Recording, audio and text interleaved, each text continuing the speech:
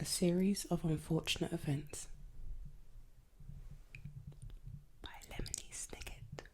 Sonny Baudelaire, the youngest, liked to bite things. "What do you think it is?" Violet asked. "I don't know," Klaus said. Squint.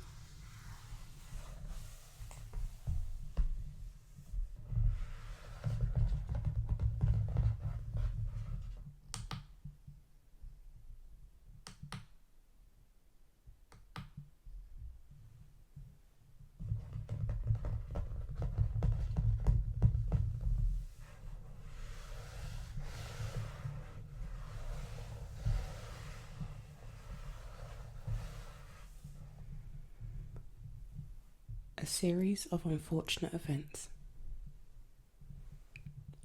by Lemony Snicket.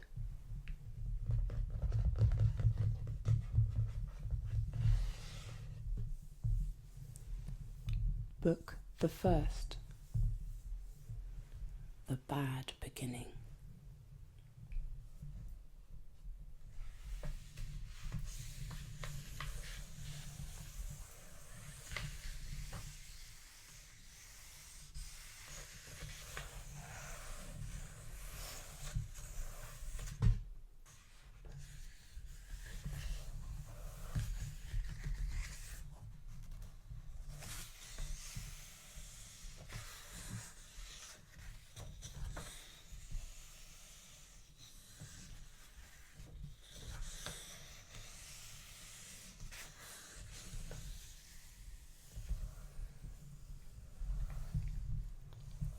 To Beatrice. Darling, dearest, dead.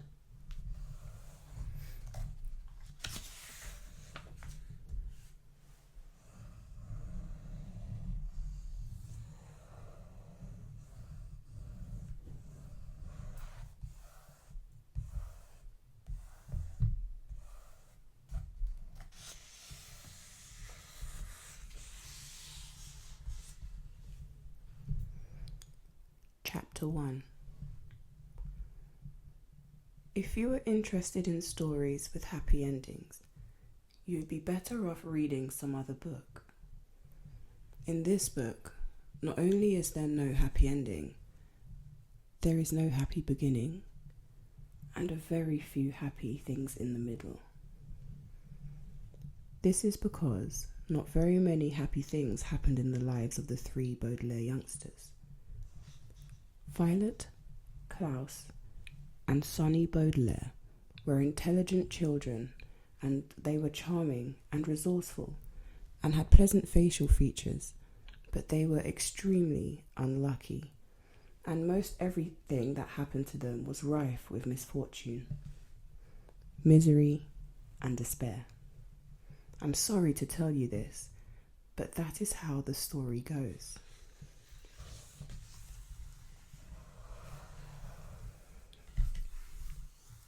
Their misfortune began one day at Briny Beach.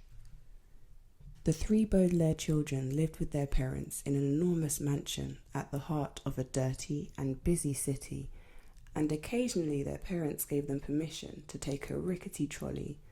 The word rickety, you probably know, here means unsteady or likely to collapse. Alone to the seashore, where they would spend the day as a sort of vacation as long as they were home for dinner. This particular morning was grey and cloudy, which didn't bother the Baudelaire youngsters one bit.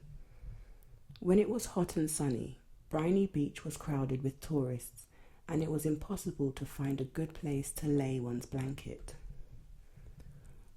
On the grey and cloudy days, the Baudelaires had the beach to themselves to do what they liked.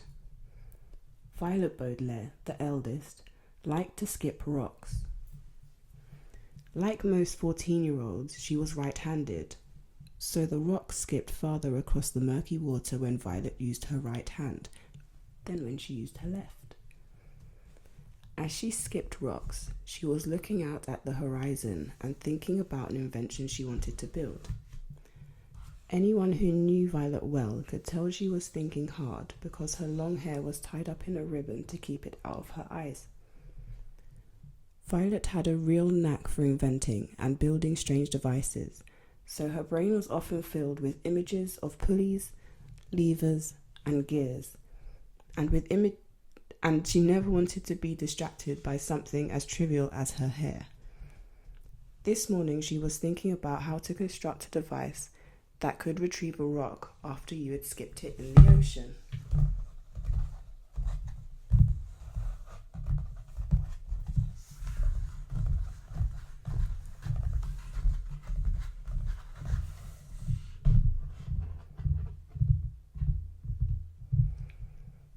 Klaus Baudelaire, the middle child, and the only boy, liked to examine creatures in tide pools.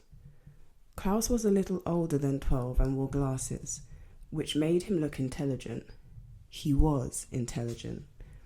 The Baudelaire parents had an enormous library in their mansion, a room filled with thousands of books on nearly every subject. Being only 12, Klaus, of course, had not read all of the books in the Baudelaire library, but he had read a great many of them and had retained a lot of the information from his readings. He knew how to tell an alligator from a crocodile.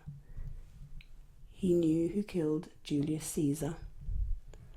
And he knew much about the tiny, slimy animals found at Briny Beach, which he was examining now.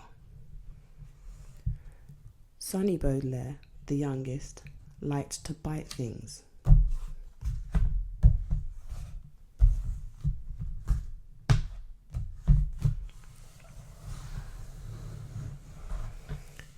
She was an infant and very small for her age, scarcely larger than the boot. What she lacked in size, however, she made up for with the size and sharpness of her 4 teeth. Sonny was at an age where one mostly speaks in a series of unintelligible shrieks, except when she used the few actual words in her vocabulary, like bottle, mummy, and bite. Most people had trouble understanding what it was that Sonny was saying. For instance, this morning, she was saying cack over and over, which probably meant, look at that mysterious figure emerging from the fog. Sure enough, in the distance, along the misty shore of Briny Beach, there could be seen a tall figure striding towards the Baudelaire children. Sonny had already been staring and shrieking at the figure for some time when Klaus looked up from the spiny crab he was examining and saw it too. He reached over and touched Violet's arm, bringing her out of her inventing thoughts. Look at that, Klaus said, and pointed towards the figure. It was drawing closer, and the children could see a few details. It was about the size of an adult, except his head was tall and rather square. What do you think it is? Violet asked. I don't know, Klaus said, squinting at it, but it seems to be moving right towards us. We're alone on the beach, Violet said, and a little nervously. There's nobody else it could be moving toward. She felt the slender, smooth stone in her left hand, which she had been about to try to skip as far as she could. She had a sudden thought to throw it at the figure because it seemed so frightening. It only seems scary, Klaus said, as if reading his sister's thoughts, because of all the mist. This was true, and the figure reached them. As the figure reached them, the children saw with relief that it was not anybody frightening at all, but somebody they knew, Mr. Poe. Mr. Poe was a friend of Mr. and Mrs. Baudelaire, whom the children had met many times at dinner parties. One of the things Violet, Klaus and Sonny really liked about their parents was that they didn't send their children away when they had company over, but allowed them to join the adults at the dinner table and participate in the conversation as long as they helped clear the table. The children remembered Mr. Poe because he always had a cold and was constantly excusing himself from the table to have a fit of coughing in the next room. Mr. Poe took off his top hat, which had made his head look large and square in the fog, and stood for a moment, coughing loudly into the white handkerchief. Violet and Klaus moved forward to shake his hand and say, "How do you do?" "How do you do?" said Violet. "How do you do?" said Klaus. "How do you?" said Sonny. "Fine, thank you," said Mr. Poe. But he looked very sad.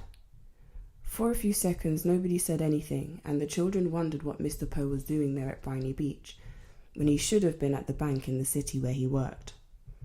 He was not dressed for the beach. "It's a nice day," Violet said finally, making conversation. Sonny made a noise that sounded like an angry bird, and Klaus picked her up and held her. "Yes, it is a nice day," Mr. Poe said absently, staring out at the empty beach. "I'm afraid I have some bad news for you children." The three Baudelaire siblings looked at him. Violet, with some embarrassment, felt the stone in her left hand, and she was glad she hadn't thrown it at Mr. Poe. "Your parents," Mr. Poe said, "have perished in a terrible fire." The children didn't say anything. "They perished," Mr. Poe said, "in a fire that destroyed the entire house. I'm very, very sorry to tell you this, my dears." Violet took her eyes off Mr. Poe and stared out at the ocean. Mr. Poe had never called the Baudelaire children my dears before. She understood the words he was saying, but thought he must be joking, playing a terrible joke on her and her brother and sister. "Perished," Mr. Poe said, "means killed." "We know what the word perished means," Klaus said crossly. He did know what the word perish meant, but he was still having trouble understanding exactly what it was that Mr. Poe had said. It seemed to him that Mr. Poe must have somehow misspoken. "The fire department arrived, of course," Mr. Poe said, "but they were too late. The entire house was engulfed in fire. It burnt to the ground." Klaus pictured all the books in the library going up in flames. Now he would never read all of them. Mr. Poe coughed several times into his handkerchief before continuing. "I was sent to retrieve you here and to take you to my home where you'll stay for some time while we figure things out. I am the executor of your parents' estate. That means I'll be handling their enormous fortune and figuring out where you children will go. When Violet comes of age, the fortune will be yours, but the bank will take charge of it until you are old enough." Although he said he was the executor, Violet felt like Mr. Poe was the executioner. He had simply walked down the beach to them and changed their lives forever. "Come with me," Mr. Poe said, and held out his hand. In order to take it, Violet had to drop the stone she was holding. Klaus took Violet's other hand, and Sonny took Klaus's other hand.